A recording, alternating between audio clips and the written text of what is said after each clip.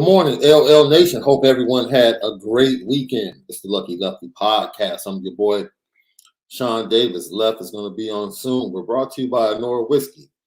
OnoraWhiskey.com, that premium American whiskey, OnoraWhiskey.com. And if you're going to drink, by all means, you have to make sure that you drink responsibly. You got to drink responsibly. How was your weekend, Left? It was great. Just busy, man.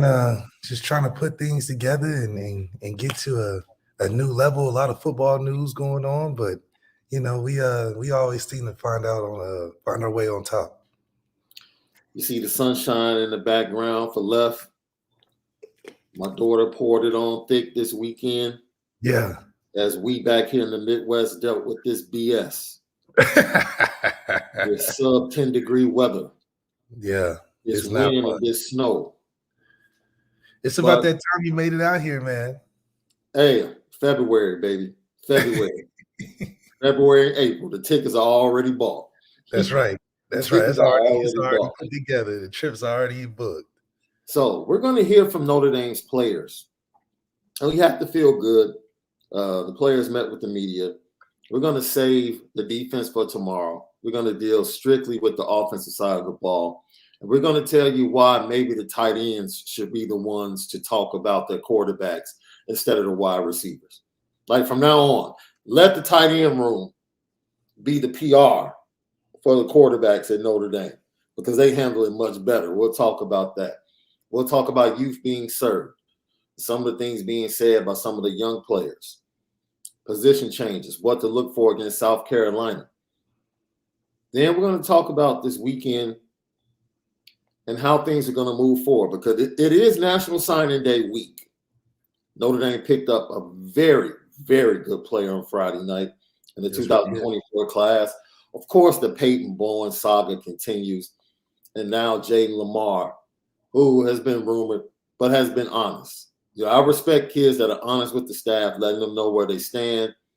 He might be flipping, I believe, to Oregon, if I'm not mistaken. To Oregon. Oregon is such a pass-through place. It's not a place where you go and create legacy. It's just a place where you stop by for a short while, you fill up your gas tank, and you keep going.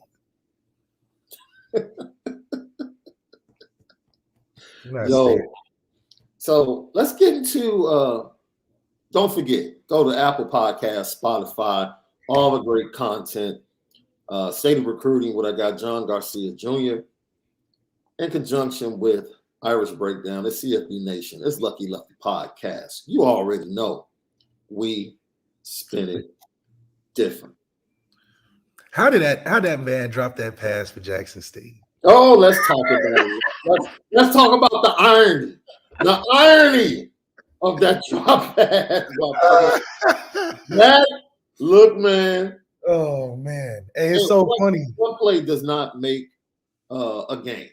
Everyone that's trying to blame it on the young man. Jackson State had two horrendous turnovers, one by Travis Hunter, a reverse or a jet sweep, and then NC Central controlling the clock. The missed tackles by the Jackson State defense. Missed tackles, that was crazy. Crazy, and then the fake punt early in the third quarter changed the momentum of the game. Jackson State was probably on the verge of kind of extending the lead and getting out in front and playing out in front and allowing their pass rush to take control of the game. But NC Central never allowed them to do that because they wanted to be physical and run behind that big quarterback of theirs. Yeah.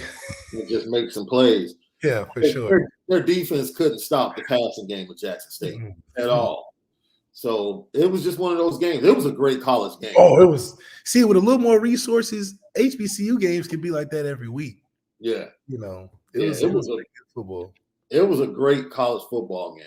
It was a, flat out great college football game. Let me tell you something.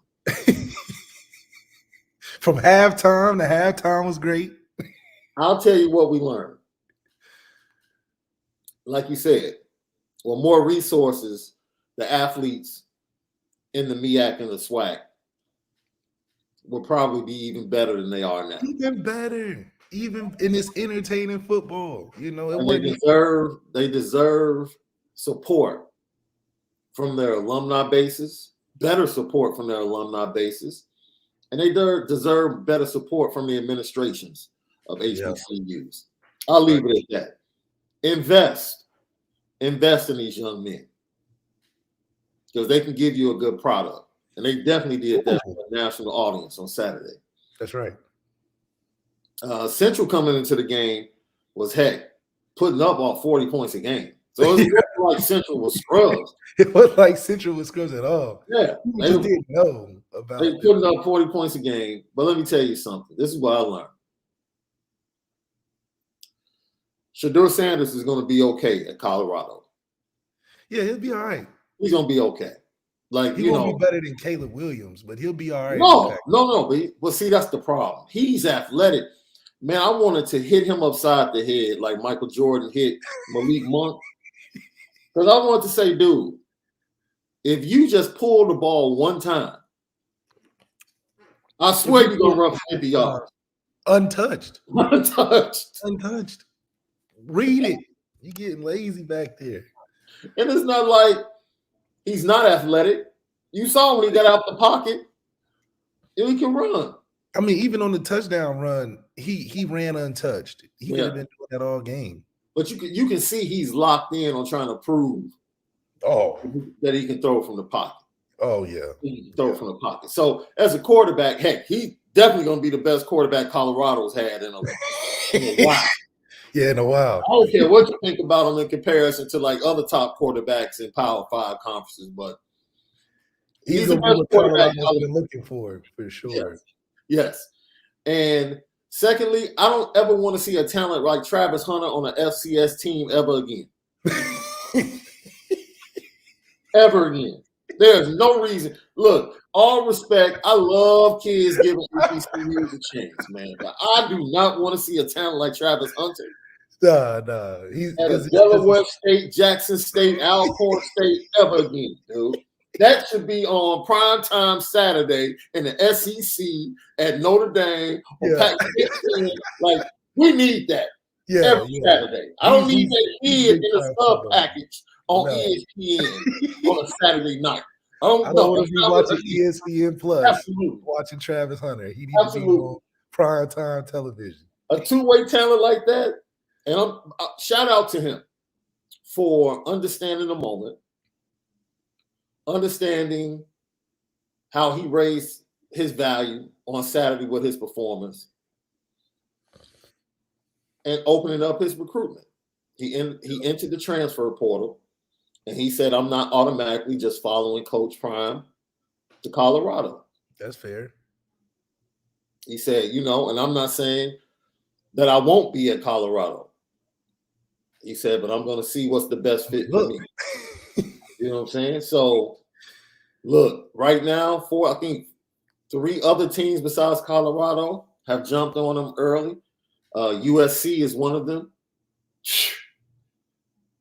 Can you imagine Caleb and him? Now, would he play both ways at a Power 5 school? Like, would he go to Georgia and play safety and receiver? Or would he just focus on one? I feel like he has to focus on one at Power 5. Because he can go anywhere. So I'm sure, he's probably trying to get that entertained in these visits. Can I play both sides? He's such a natural receiver, though. I think so, too. I think he's better receiver than DB. He is extremely natural as a receiver, bro. Like, he's known for his defense, but he's natural as a receiver, bro. I really like that young man. I think he can do it. I think he can Charles Woodson. At USC, he definitely he was the best DB without question. They're losing 2 good receivers. He might be one of the top 3 receivers on the squad right now. That's foot on campus. Yeah. So at USC, I think he gets the opportunity. Kirby might lock him in. Kirby might lock him in at DB. Man. I mean, you can go anywhere. I'm sure George is hard to say no to coming Oh, from Jackson State. facts. And what Kirby's offering, sheesh. It'll be a challenge for sure. Yeah, like Kirby's the better salesman too. Like Prime has charisma, but he doesn't really have the product to sell. Not yet. Quite yet. He don't have the product yet. No, Kirby has that product behind him. Where he don't have to say much. Yes. And that fan base and that draft capital. All of that. So Lincoln Riley's still building it, but Lincoln Riley can sell Hollywood. Because Travis Hunter is Hollywood. Hollywood for sure. Primetime TV. He's Hollywood. So the lights of USC and LA might attract them. So it's gonna be interesting. It's gonna be interesting to see. Any chance Marcus Freeman swoops on him? No. We can all dream about a Travis Hunter and Benjamin Morrison duo on a Saturday in South Bend, but no. That's exactly what it would be. Yeah, no. It's a dream. It's a dream. We would be able to do that. But Celebration Bowl was a fantastic football game. And shout out to NC Central, man. Shout out to NC Central, man. I just need I don't need to see Travis Hunters in the FCS. I just don't. Yeah. I just don't, man. I feel like we were robbed. I feel like we were robbed of that young man. Yeah. Big time football, man. Yeah, we should have seen him on a lot more Saturdays in primetime television with some better competition because he's just better than the guys he was playing around. And you know, that's rare to see, and it's rare to see because usually guys like that don't take a step. In his case, take a step down. Right. But it's clear as day that he deserves to be anywhere in the country that he wants to. He's one of the few transfer portals that he can create his own destiny. Yeah. You know something else left? Shout out to the referees, dude, because that was a steel cage match. They were letting everything go. Everything went. They was letting them play. Dude, post whistle, they didn't care. They like slap, hit, push. We don't care. It was There's nothing egregious. There's nothing too crazy, but we'll let you hold a little bit, hit after the play a little bit, throw a guy out of bounds and stuff. Yeah.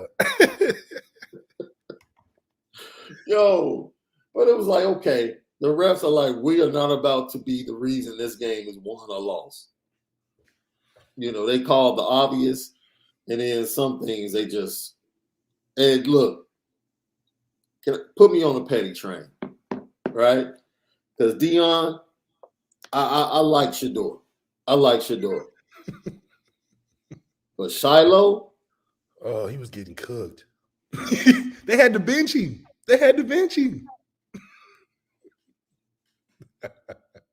Just grabbing cats, turning them around. Yeah. And then looking at the ref like, what did I do? What do you mean? What did you do? You literally just turned the wide receiver all the way around.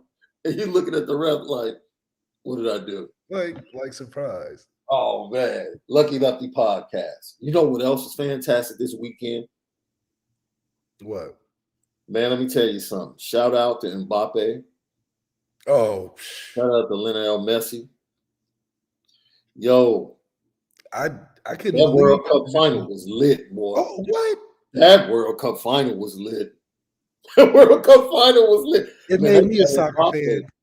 That kind of Mbappe is something different. And he's like young. He's like 21 or something like that. Like he's like a baby for real. Yeah. That dude is like, he's different. And you know what I loved? Like, I think it was Messi that got stripped when France scored the second goal to tie it up at 2. Mm-hmm. And you can see Messi, like, in that moment was just like, dang.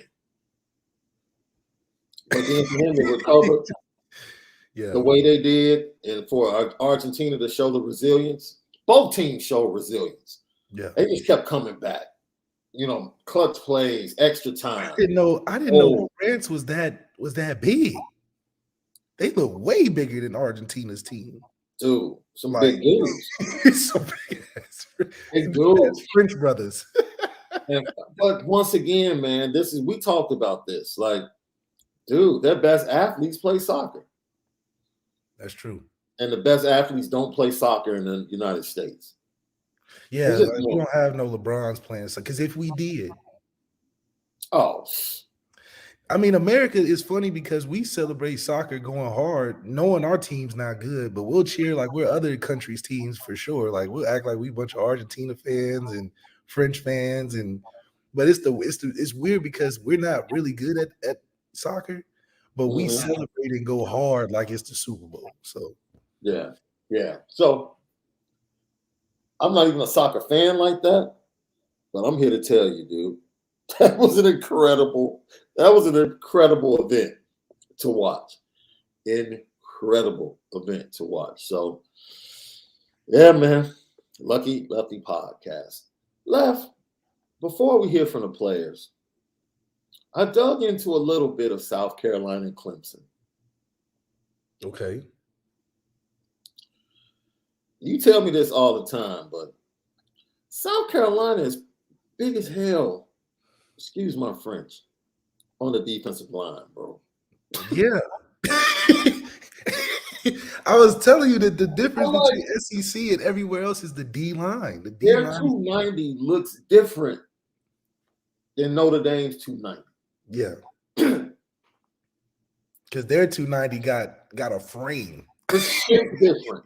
You know what I mean? It just looks a little bit stockier, a little bit heavier. You know what I'm saying? Like it's like a heavy 290 for them, and then it's a light 290 for us. But I will say this. If you move them side to side, you can have success. That's right. If you try to run straight ahead, you might run into a brick wall. So in my opinion, Tommy Rees is going to have to find something besides duo early in this game. Yeah. Maybe you can go to duo late in the third and fourth quarter. But early in this game, he's going to have to find a different way to unleash that running game on the Gamecocks and get Notre Dame going. Basically, what I'm saying, you know what? The spotlight is on Tommy Rees more than anybody in this game. Oh, for sure. For so many reasons, Left. This is not an easy call, run it up the middle type of game where you banging Audric Estime against the wall. This is a real wall. You're going to have to get a little more creative. You don't have your secret weapon in Michael Mayer or a quarterback that you feel like is everything that he was during the season for you. But he's definitely on the hot seat, just like every week. Now, it never changed for me. He was always on the hot seat for me. But this week in particular is different because he has to be able to do it under certain circumstances that a lot will say is tough, but outside looking in, they'll be like, you got more talent. So it's a tough matchup, for sure. Secondly, these dudes play man-to-man and quarters all game long. Let me tell you something, man. If Notre Dame does not throw the ball downfield minimum 7 times over 20 yards, I'm going to have a tremendous issue with the game plan. There's no reason not to take minimum 7 shots down the field. And their best corner is not playing. He's already opted out to go to the NFL. So you have to take advantage of that. The third thing early about South Carolina, they got this dude, number 44, dog. His name is Nate Atkins, tight end. Good Lord. Dude, he's going to be a problem. Yeah. Dude looks like he's about 260. Yeah. Can run like a gazelle. I'm like, wait a minute. This dude is snatching the ball one-handed behind his head. It's a different 260 than a Notre Dame tight end 260. I'm like, okay, I see why Austin Stone would hop back in the portal. Yeah. He saw what was coming. Yeah, absolutely. So it's going to be an incredible game. Spencer Rattler is who he is. Yeah. His arm is ridiculous, Left. The best natural passer in college football. He made some throws against Clemson to the outside on both sides. It's ridiculous. But he still falls prey to his eyes. Yeah. His eyes still deceive him, bro. He will throw some. He will look like Patrick Mahomes on 2 consecutive plays or 2 consecutive drives, and then will come back and look like Mitch Trubisky the next 3 drives. Yeah. It's maddening.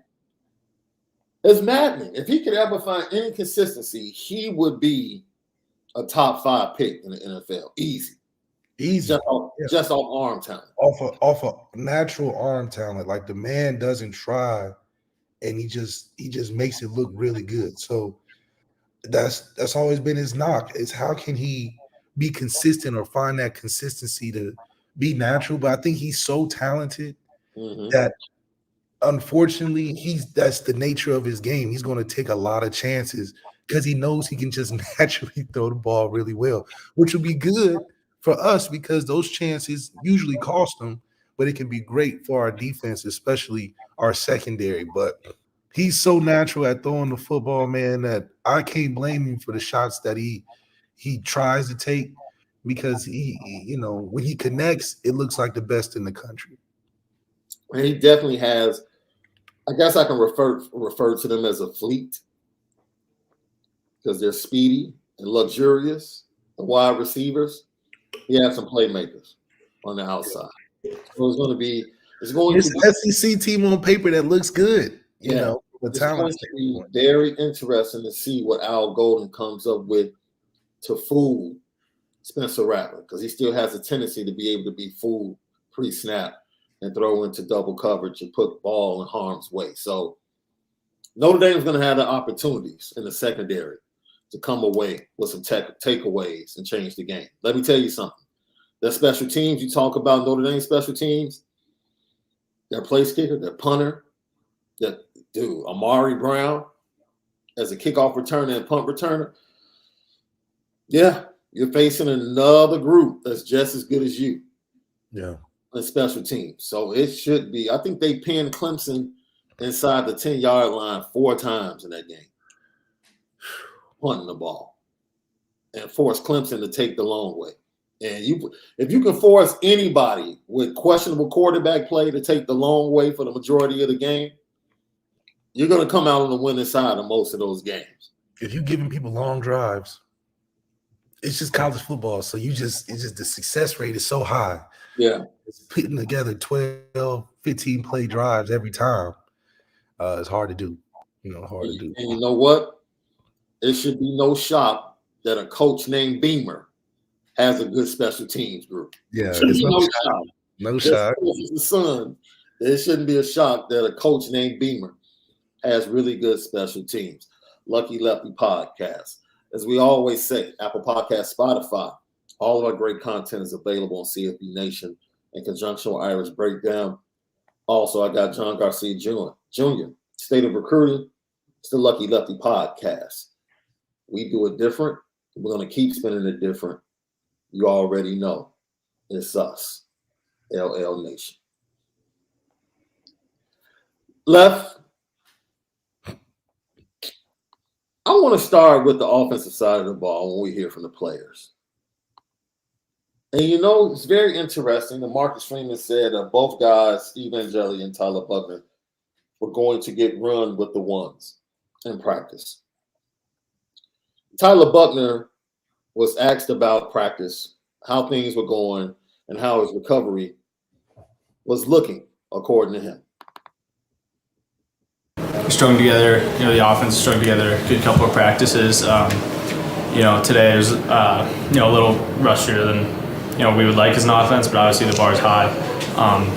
So things are good. Just been good getting back out there and practicing. And then you were up in the box quite a bit during the games. I guess what benefit did that give you, and I guess how was that kind of translated into your game? Yeah, I guess you just see the game from a sort of different perspective. Sort of, listening to what the coaches are talking about during a game, and that sort of having a different mindset towards just the game in general. Certainly helped me become a smarter player. So he's become a smarter player being next to the coaches. Do you buy it, Left? He said they've had good practices, and that particular one on Saturday wasn't as good. What is the vibe you get from Tyler Buckner? It's a low vibe. I feel like he's just out there to be out there from how he's going about approaching the press. It's like, do you have something better you could be doing? It just looks like uninspired football for a guy who hasn't played all year to get a chance to start in a game against a great team. Mm-hmm. I think, if anything, you should be fired up. It's just a little bit more energy. Talking about practices for you not that you have to have every rep is great, but for you not to be able to play in a long time, you should be saying practices are energetic. At least, I'm making some mistakes, but listen, we're on fire right now. I'm playing with my hair on fire. I want to be here. I want to be out here. It just looks a little uninteresting, so it makes it hard to buy in that Tyler's going to be the Tyler that he left this season with, coming out in this game. Yeah, I want to throw this comment up from my guy Michael Johnson. He said he looks defeated. Yeah, he just looked like it just. Do we have anybody on the team who like Lewis Nix used to scare you? We have a bunch of really good gentlemen out there. Yeah, it's like I'm trying to think of someone that you just see their face, press conference or like helmet off, or just when they're standing on the field, that just gives off a don't mess, man. Don't do it. Don't you do it. Like everything just seems nice. Yeah. With the squad right now. Maybe even Benjamin Morrison just seems like a really just a nice guy. Like you want all nice guy. All is a buck man. He's a baller. He's a baller. He's a baller. Justin Tuck. That's a good call, Ron Tidoff. Justin Tuck was intimidating. Stephon Tuitt was intimidating. Prince Shimbo was intimidating. Heck, I think Manti was intimidating. Romeo Cora was intimidating. Shout out to Romeo making his comeback yesterday and looking good for the Lions. But we definitely struggle in the intimidation factor on the team. I think if anybody, Marcus Freeman is more intimidating than the D-line. Yeah. I used to think Jordan Botelho was intimidating, but I didn't see him enough during the season. But, that goes back to the type of guys we recruit. We don't recruit too intimidating of guys out there. I think they're just well-rounded guys, and that includes the quarterback. Yeah, I agree with that. Lucky Lefty podcast. So he continued to talk, and he talked about when he learned being injured, right? And he pointed out, man, I learned some things while injured that I might not have learned if I continue playing. This should be interesting, Left. It's certainly things don't always pan out the way you want them to, just in life in general, and Coach Freeman always talks about that. But, things don't always go the way you want, but there are still a lot of things you can learn from that. And sometimes, the losses are the things you learn the most from. And, maybe you needed one to help you in some way that, a win or, staying healthy wouldn't have done for me. So, I've learned a lot of things along the way, personally, and through football. I'm thankful for that. I mean, look at his face. That face right there at the end. Just stop. It's whatever. It's whatever. Like, don't care about winning or losing. It's just like, I'm just glad to be out there. And maybe that's why we bringing in another guy to spark the team up, spark the room up a little bit. But we just have to appear more intimidating than these. It just looks like you're talking to your academic counselor. You're not talking to the football. It's funny you mentioned that, because even his answer to the media about when he was told, because he was told, just as Drew Pine was told, that they were going to bring in a quarterback. And his response was, well, I kind of knew during the season that they were going to do that. And during the season. Yeah, and he was like, yeah, because we needed more depth in the quarterback room. And I'm like, you're in the room. Exactly. You're in the room. You're saying you need more depth. You're in that room. This is not a tandem where everybody's getting the turn out there. It's supposed to be one guy running the show, and you're talking about you need more depth. This isn't like a basketball team where you get a rotation in. This is a one-man militia, one general to this thing, and you talking about you need more help in the room. Huh? We supposed to say that on the Lucky Lefty podcast show. You're not supposed to say that from within the quarterback room because it doesn't breathe any life into the room. It's like this room is struggling on life support, including me, and we need somebody, and I knew we was going to bring them in during the season. So if you knew it during the season, then what did you think when you were starting? This is crazy. I just thought it was a strange answer. Is he leaving? Do you think he's transferring? Because does he want to be the guy? Yeah, does he want to be the guy? Does he want to be the dude? Like, Left, we said this, right? Like, I pushed back in the conversation with you a little bit because I said, and I put this to you, I said, you know what? As much as we lament Tommy, his game plan, and his play calling, if it was you, Ev, or Deshaun making the throws with the same play calls that Tommy put out there, Notre Dame probably averages about 7 to 8 points more a game. At least. You know what I'm saying? So shots. As many shots as you want to take it, Tommy, if a better quarterback was out there with more skill, the offense would probably have been fine. But it's crazy because Tommy's recruiting the trigger man. So I'm like, you don't see the potential in your own offense. If you brought the right trigger man in, you out here bringing in guys that can't do what you are calling.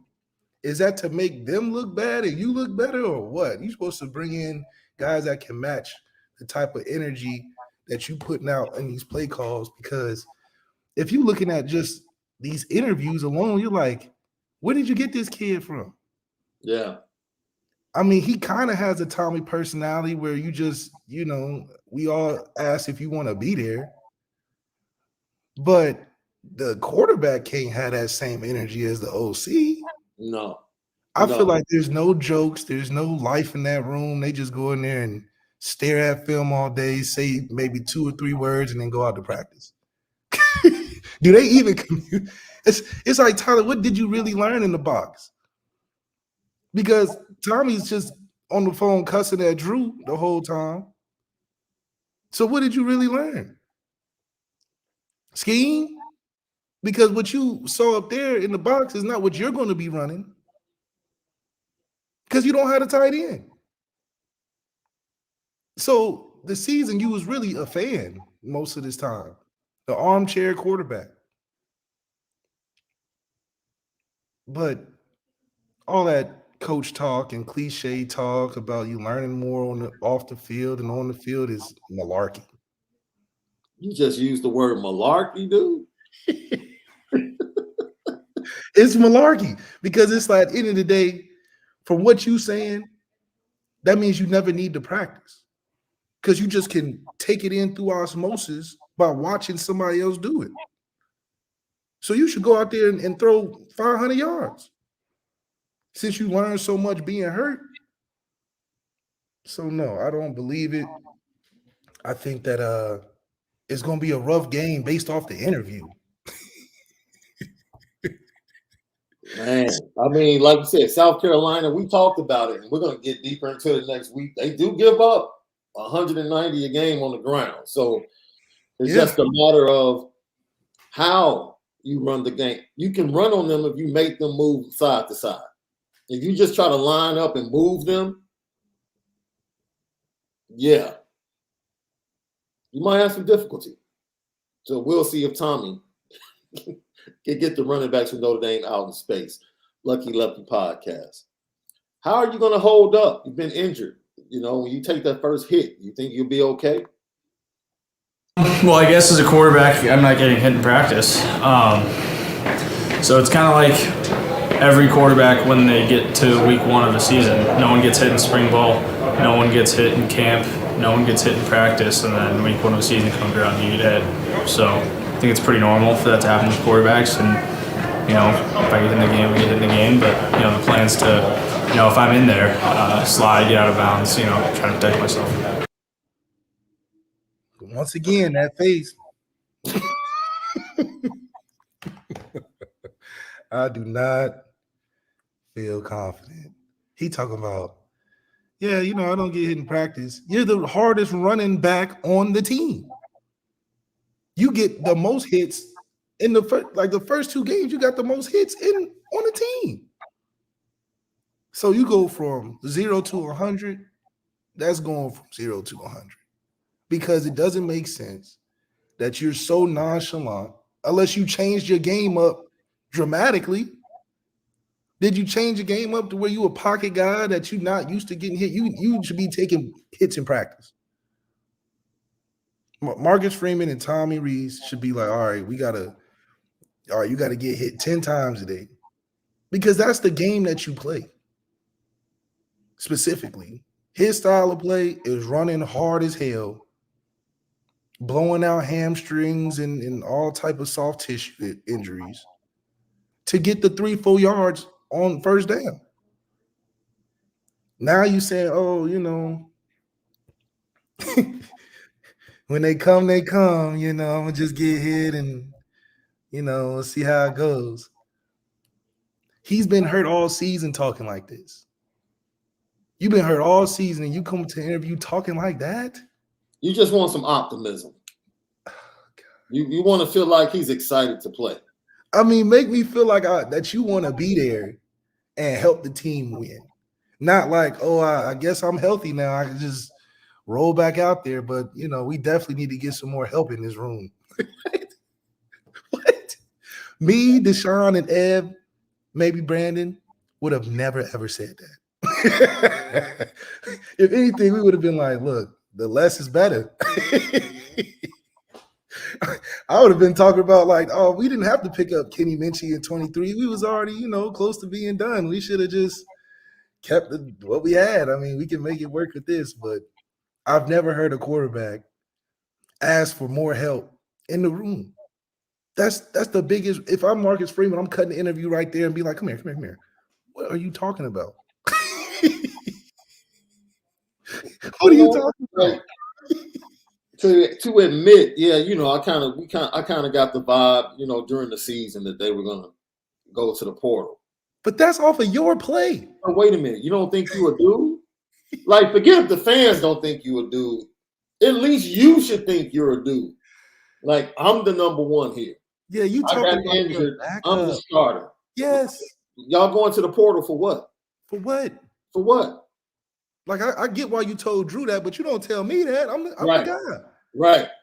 He like, man, I knew early on. I was helping recruit some of these guys. What?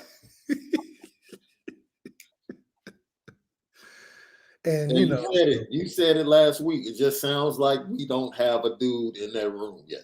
And we still don't, based off of that interview. We do not have a dude. We have a guy that's placeholding. I don't even know if he's happy to be there. I mean, did you get the feeling that he's about to go out there and take over the game and put the team on his back? Absolutely not.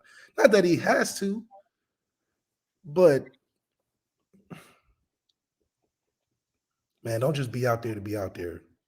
Hey, you know what? Let's lighten up the mood. Let's get things going. Let's Lucky Lefty podcast. It's Monday. Fantastic weekend, World Cup, Celebration Bowl. A lot of good things going. Picked up a great athlete on Friday for Notre Dame in the 24 class. Let's hear some good things about the quarterback. And let's go to the tight end room because they are the room that speaks glowingly, obviously, of the quarterbacks. Because we can't get anything from the quarterback to the wide receivers. Nothing. Can't get so nothing. Mitchell Evans Mitchell Evans, what do you think about the two guys that have been working at quarterback, Steve Angeli, Tyler Buckner?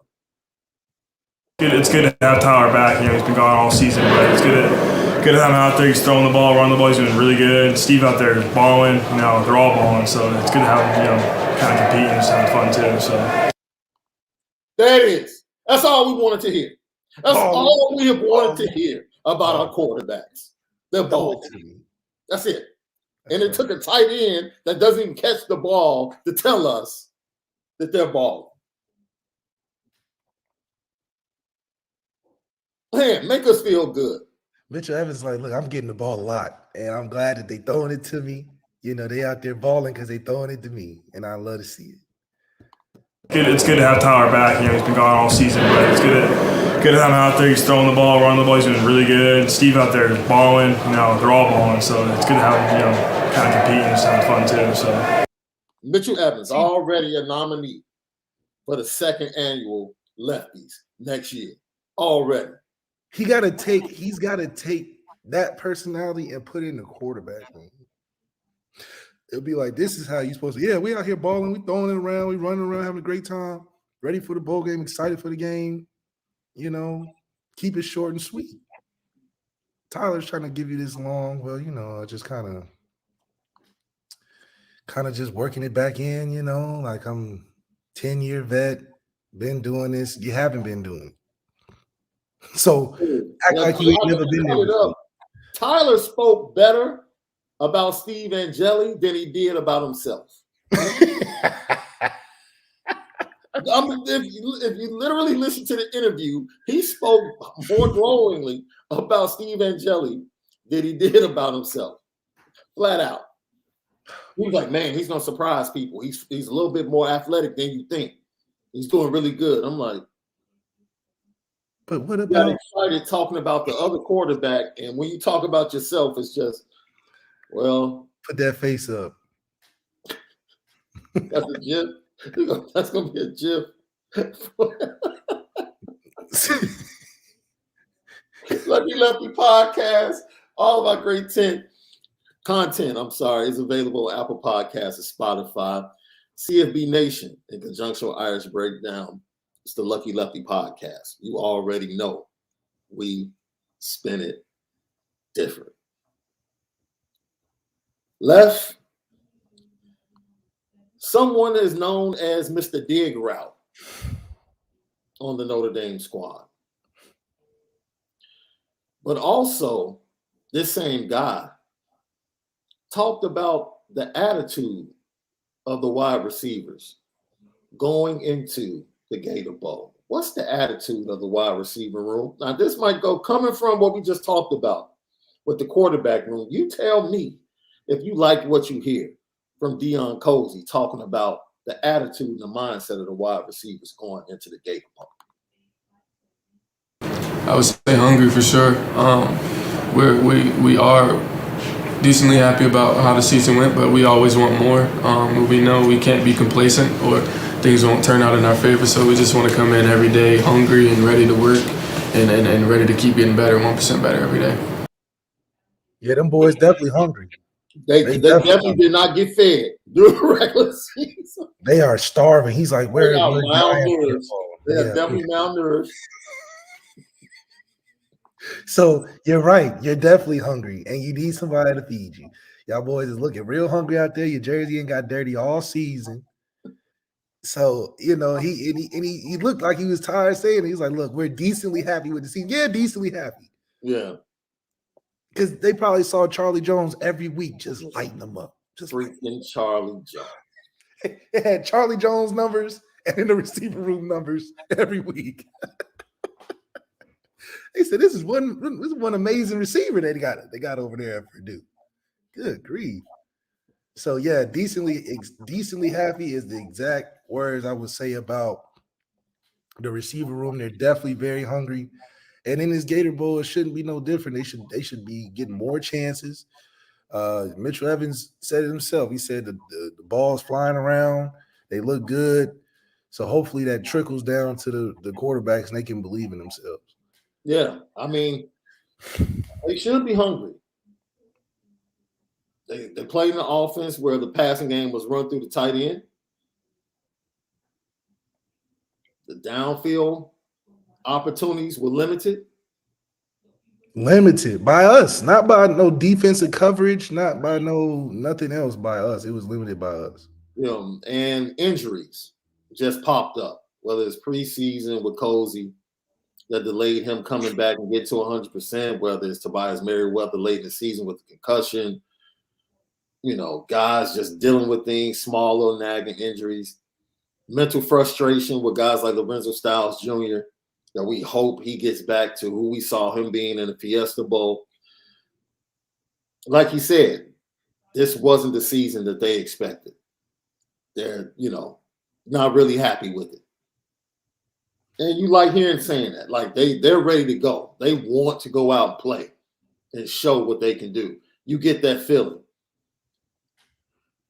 That's all. We just want a little bit of exuberance from Tyler Buckner. We're not taking shots at him. We're just saying, dude, you haven't played. You should be amped. Like nobody should be more amped to play than you. You didn't even know you were going to get back on the field this year. And here like you are. They care less. Yeah, like he just like, this isn't badminton or ping pong or this is a competitive sport where you got to have a little bit of character issues because you need that to survive in a game this physically imposing. And for a guy that just your quarterback to just be so lifeless, just like we'll see how it goes. It's not helpful for a program that's supposed to be trending upwards. When you're starting quarterback talking about they need to bring some guys in the quarterback room, I just think it's just Tommy's got to raise the personality of the room. Tyler's talent is still there, but the personality in the room has to be better. Man, at quarterback, as a coach, I would much rather tell you to calm down than to have to get you pumped up as a quarterback. Like you can be pumped up and be composed. See, most people think being pumped up means you're not composed as a player. No. You can be fired up and play smart. You can be ready to go and still play smart and under control. That's right. He's just a little bit too dude, it's like we don't believe you're in control because you ain't played all season. Yes, so this is your squad. This is your squad. You were the starter. You're getting your squad back. Yeah, we're balling. Everybody's out there running around. We're having a blast. Renzo's making plays. Dion's making plays. Offensive line blocking great. Guys running. Like, man. And you just...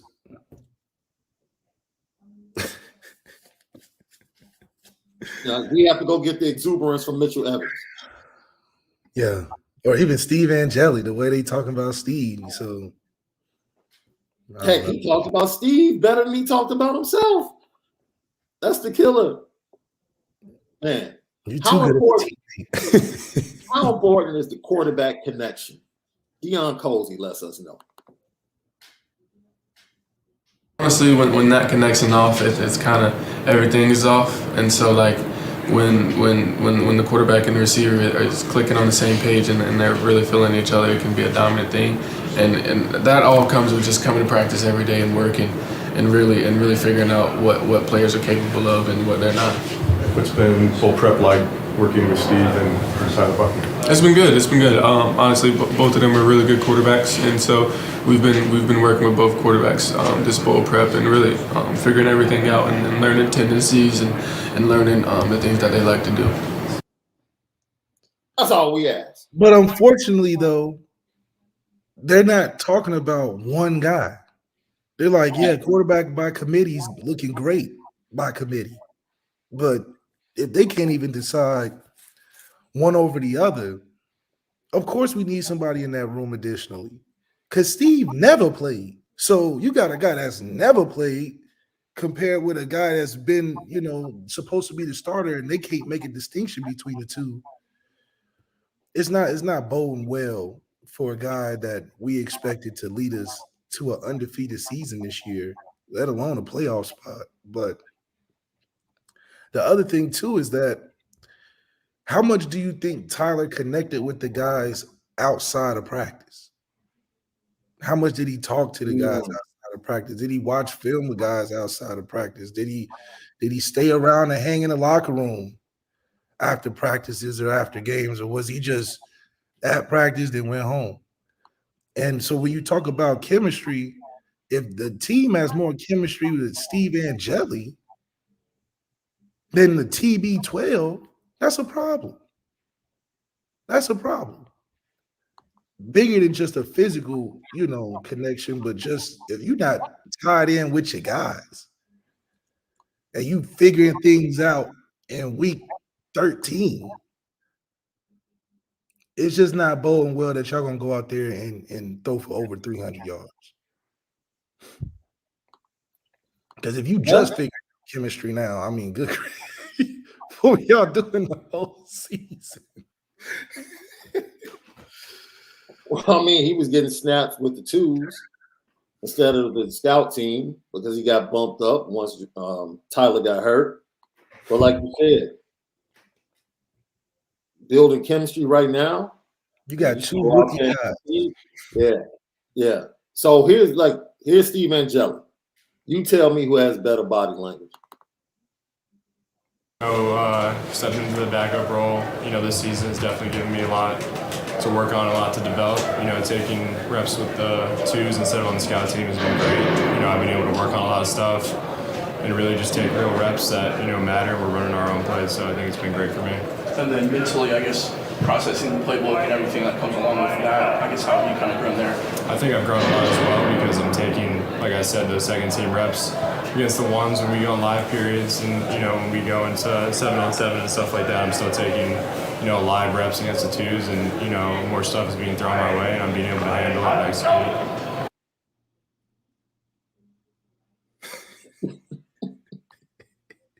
Take a deep breath, man. It feels like it's overwhelming for him. He's just like, yeah, it all happened really fast. I'm just taking reps, and we'll see how it goes. My point is, I expect that from him. Yes. I expect that from him. Because it sounded on point. Yes. The dude that got playing time last year and played in big games and started the season, I expect a little more. Yes, and he can be a quiet guy off the field. It's not about him. It's not even about him being loud or being quiet. It's the attitude that he's coming off with. Like, man, I could be doing 20 other things other than being up here. And that's something that we've heard. Like, if he really focuses, he can be good. But as a core, you don't want to hear focus being one of the concerns with a quarterback. If he really wanted to be here, he'll be nice.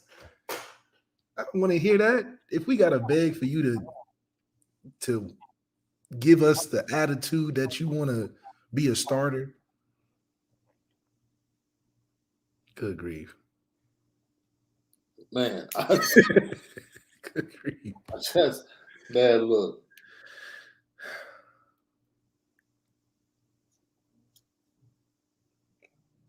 We're not being hard on the boy. Dude, we just did a full week of saying he's been misused and not put in the right situation. You said he should have started as a freshman. This show has done nothing but support. This show has done nothing but support Tyler Buckner. Nothing but support Tyler Buckner, dude. Nothing. And I know if I'm Kenny Mitchie, I feel great coming in early. Dude, make me want to watch the game. Yeah, you made me not even want to watch. Make me as a fan want to watch the Gator Bowl. Make me. Give you something to look forward to. Like you're about to go out there and surprise me or something. Y'all talking about y'all go and roll out there. Be humble. Humble about what? Humble about It's what? your team. You're the starting quarterback.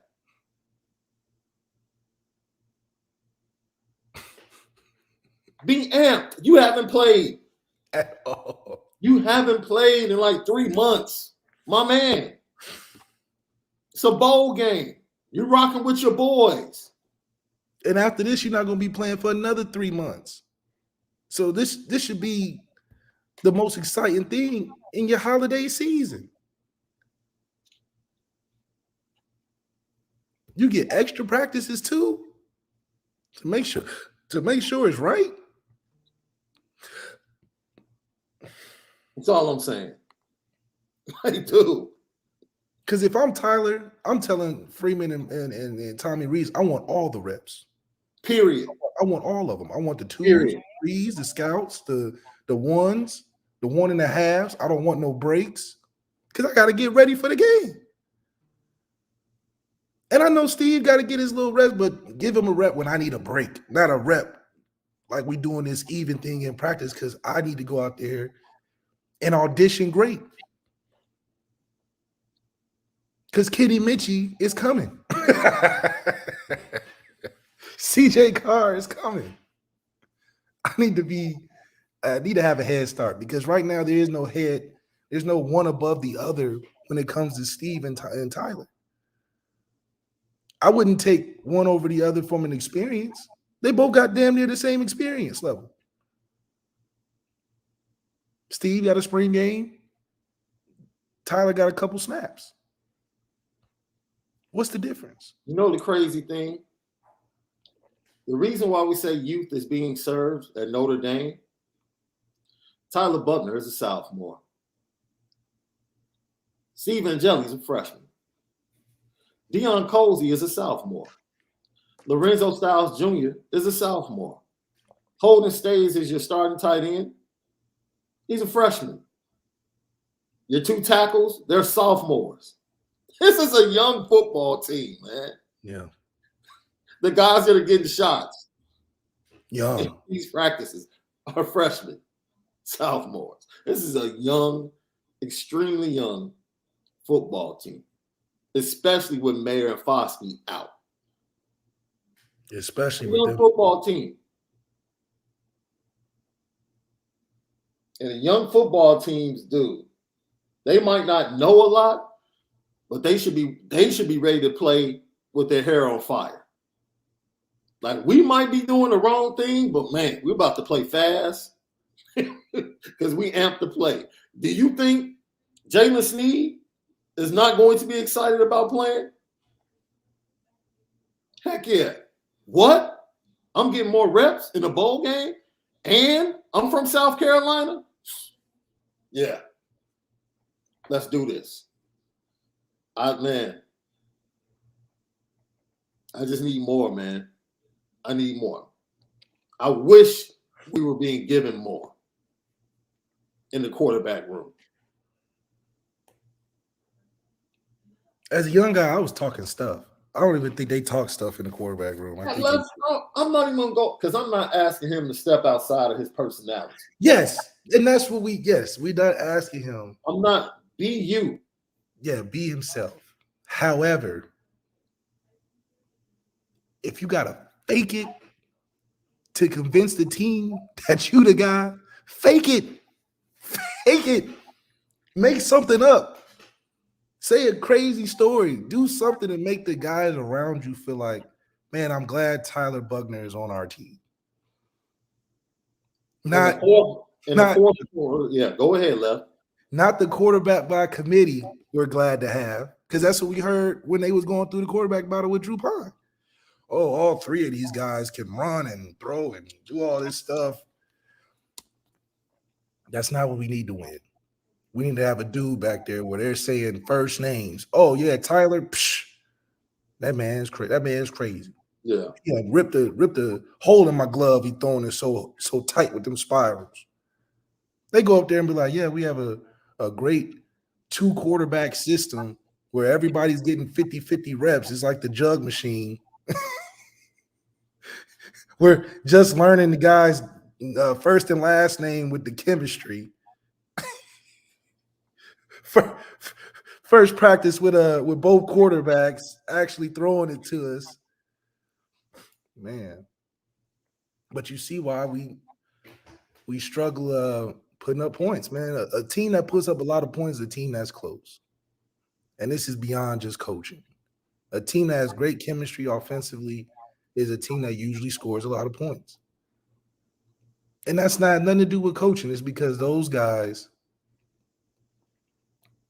understand each other on a football level, but a personal level to where they play for each other. I don't know if anybody is playing for Tyler Buckner. They're playing with him, but I don't think they're playing for him.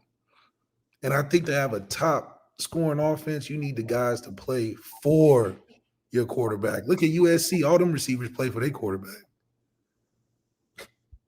Look at Ohio State. All their players play for their CJ Stroud, because without CJ Stroud, Ohio State is trash.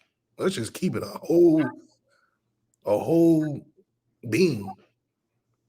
Without CJ Stroud, Ohio State is an average football team. Without Bryce Young, they're not average, but they're not where they are either. Without Tyler Buckner, we still an 8-4 team. I don't even know with Tyler Buckner if we would have won more games.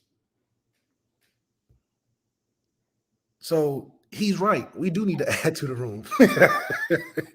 I'm going to take our starting quarterback's advice and listen to his words and agree with him that the starter, we need another guy to come in.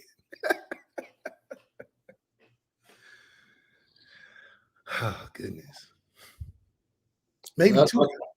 I couldn't have said it any better than you just did. You just summed it up perfectly. Fourth quarter, down 4, need to get it done. Who are they going to follow? Who they going to follow? Who is the offense going to follow? Because it can't be the running backs. No. It can't. Not when you got to drive 80 yards to win the game.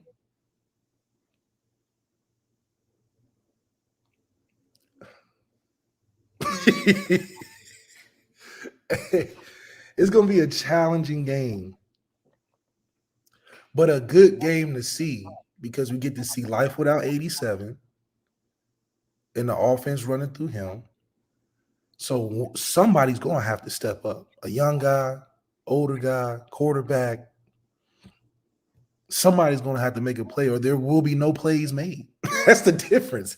Either somebody steps up or we're getting washed in a game versus a team that's, in my opinion, not better than us, but they'll go out there and play more inspired. So that's what we're dealing with. A team that we're trying to fill out.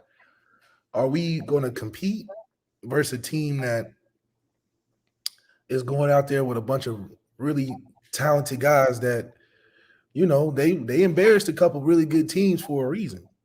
You know, they ain't embarrassing Clemson and Tennessee because they're bad teams. They embarrassed Clemson and Tennessee because they're a good team too.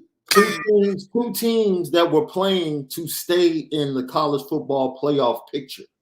Yes. And the team we played that to remain in the college football playoff picture, we ain't get it done. They got it done at away and home. So they're hot right now. You know, they're hot right now. So good grief.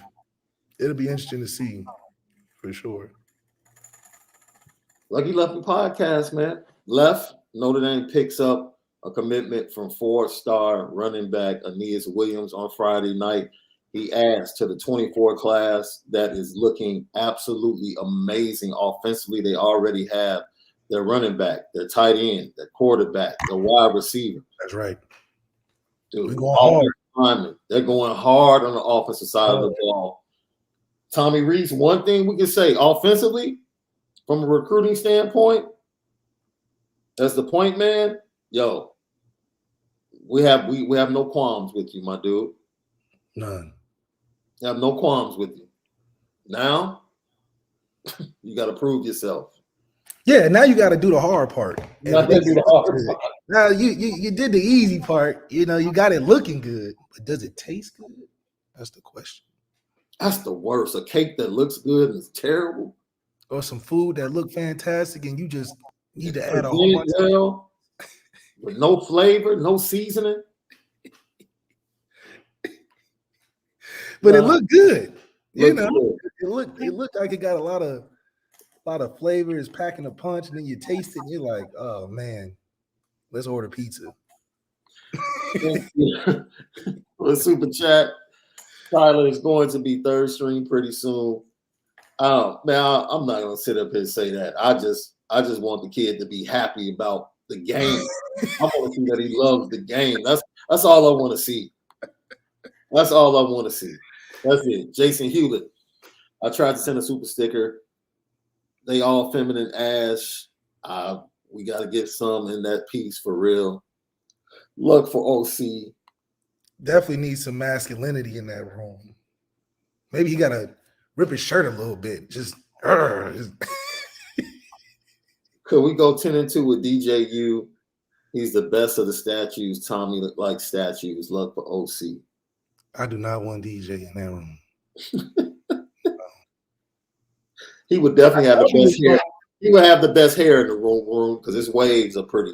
Oh yeah, he keep the wave cap on point. Yes, sir. And it's him and Christian Holmes. It matches. Yes. I thought he was gonna go to UCLA, but it looked like he might have to take his talents to Oregon. He ain't got that many places to go either. No, Bo Nix is coming back. Oh yeah, that's right. I bet you Bo Nix is not sitting there saying, "Yeah, we're gonna add depth to the room. We'll add Dante and maybe get DJ." Hell no. He said we just added a Alabama receiver. We done added some pieces. I'm coming back. Shoot. Jason Hewlett, we appreciate you. Buck got that I'm a transfer face. Look for OC. Man, if you talking about you knew that we was getting a transfer in the middle of the season, what was you doing the whole time? Was you fielding calls too? Was you looking for other opportunity? Because if you saying that means you conceding the fact that you might not play next season. And you want to sit through another season not playing? See, that's why I don't be understanding that whole, I'm excited we're bringing in another guy to take my spot. So we were supposed to have Coach Carl Reed on today. Coach hit us up late last night and told us that 24/7 with everything that's happening in the transfer and he has no time. All the decommitments, they forced him to fly out to Nashville. And literally told them no guest spots until the end of the week. That's how crazy it is with what they're doing right now. So next Monday, he's going to lock in with us. And then I'm talking to John Garcia to hopefully get him tomorrow. If we can't lock him down tomorrow, we're definitely going to lock him down for and another thing tomorrow night. That's right. So we'll have 2 shows tomorrow night just to make sure we get our brother John Garcia on with us before National Signing Day to give you all some great content. Lucky Lefty Podcast, we thank you for joining us today. Great weekend, great show. Left, I don't know what you're about to do, but I'm about to talk recruiting over on Irish Breakdown. It's going to be a ton of questions. That's at 2 o'clock Eastern. We're going to get into the Peyton Bowen stuff, Aeneas Williams, and some other great targets in the 24 class. Like, bro. Stepping into the backup role, this season has definitely given me a lot to work on, a lot to develop. Taking reps with the 2s instead of on the scout team has been great. I've been able to work on a lot of stuff and really just take real reps that, matter. We're running our own plays, so I think it's been great for me. He's just great to be taking a snap. Get it out of here. He's like, I'm playing with the ones. He's a dude. At least I know he's happy to be getting the snaps with the ones. At least I want a guy that wants to be the best in the country. How about that? Hey. I'm excited to go against these South Carolina DBs. That's what I want to hear. He's like, man, look, I was taking scout. Now I'm taking backup shots. Who would have thought? You already know what time it is. Petticoat.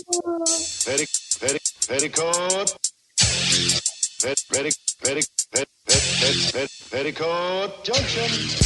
It's time to get petty Oh, we did a good job executing. Are you upset with something? and fire up the Petticoat Junction train. I just don't like you. You don't? No. What is today's petty history? Petty Junction.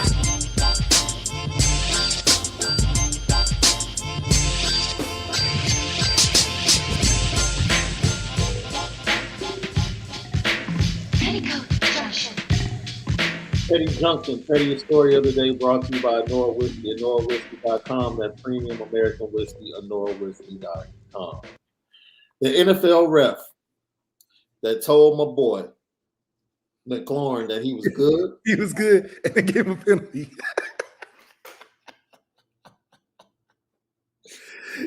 Y'all making the NFL seem rigged. Y'all making it seem rigged. Devondre Stevenson, running back for the Patriots. Oh my God. Tie game 24, get the handoff, and they tell you to go down so we can go to overtime, and you decide to lateral the ball. Throw it right. I'm talking about. But wait. So he throws it to Jacoby Myers, and Jacoby Myers takes it to the next level. This dude decides to throw the ball all the way back to Mac Jones. Like, you didn't have anybody else to throw to but Mac Jones. And it gets picked and taken to the house. Threw him right into a stiff arm, too. A mean stiff arm. And Mac Jones, that tackle attempt, you're on the petty train too, my friend. He tried to trip him for real. Man, He tried to kick his leg out. That was the worst. Yeah, you Chris Paul. Yeah, you out there, Chris Paul, the NFL. That's the second time he was kicking now. He kicked who is that he kicked the other week? He stuck his leg out on one of them. Yeah, I forget. I know what you're talking about. I forget who it was. He might have to play in that World Cup, all this kicking he doing. Michael Johnson said, Shaun, Malik, if you had to pick between Spencer or Hudson, who would you pick? It doesn't make a difference. You can put any quarterback in the transfer portal behind this offensive line with these running backs. He's going to have a better season than he did wherever he came from, for sure. It doesn't matter. That's the whole thing about this Notre Dame portal thing. I see the chat. Saw the chat today, people calling this quarterback trash. And dude, there is no trash quarterback behind this offensive line and with these running backs next year. They're all going to look better. We just need the guy that's going to make us 3 games better. We made Jack Cohn look sexy. Yeah. Like, come on. Give us a pat on the back. We made a backup behind Graham Mertz, who can't even get to school right now. Graham Mertz might end up at Jackson State. He might be Shador's replacement. Hey, at this point, he run out of options too. He had left Wisconsin thinking he have a home. He don't even have a home. Oh, man. And we took his backup and made him relevant. Jack Cohn probably don't even say he went to Wisconsin. He probably, man, I went to Notre Dame. Here.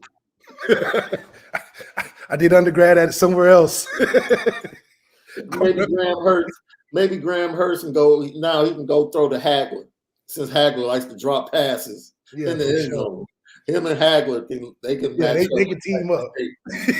Because Deion told that tight end, he said, "Look, you're not coming with me to Colorado." I'm sorry. With that, you're staying here.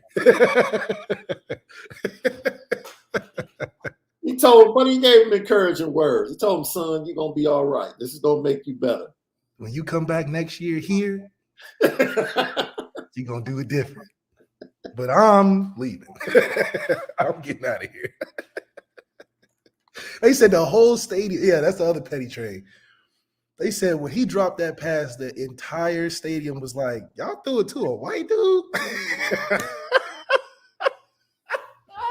I would expect that at an HBCU. They said the whole stadium said it at the same time. I can't believe y'all threw it to this white dude. HBCU games are great. That's all I'm saying.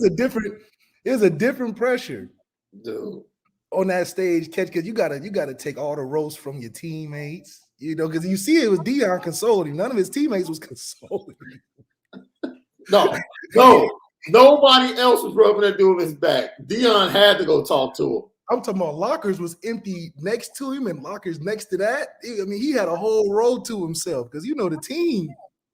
I can only imagine. They're like, get your sorry ass. So the whole Jackson State team that didn't support their teammate after that play, y'all going on the petty train. Man, facts. I got Greg Lismont Jr. says, keep spinning it different, my brothers. We appreciate you, Greg. We appreciate. Hey, man. Hey, young man, wherever you end up playing next year, it's not the end of the world, man. You have plenty more opportunities. You just won't have one like that. Yeah, you won't have one like that. Absolutely not. Had a chance to be a hero. I know he feels bad too, man, because it was too wide open. Bro, you talking about sticking out on campus this morning? Bruh. And he got to hop in that transfer portal because he won't survive.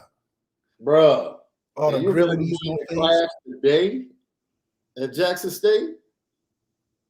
Because remember how they did Justin Fields in Chicago? They was like, yeah, Justin, you real good. But if you just get that passing right. At the gas station, right? They pulled up on at the gas station like, hey, man, you good. We love you, but that happens. So if we can comment on that, I know we commenting on that tight end. You got teammates like, you just got to put your hands like this, man. Put your hands like. Woo, Lucky Lefty podcast, man. Hey, man, you can tell we're good. Dude, if we're in good spirits, then heck, the players should be in good spirits for real about this game.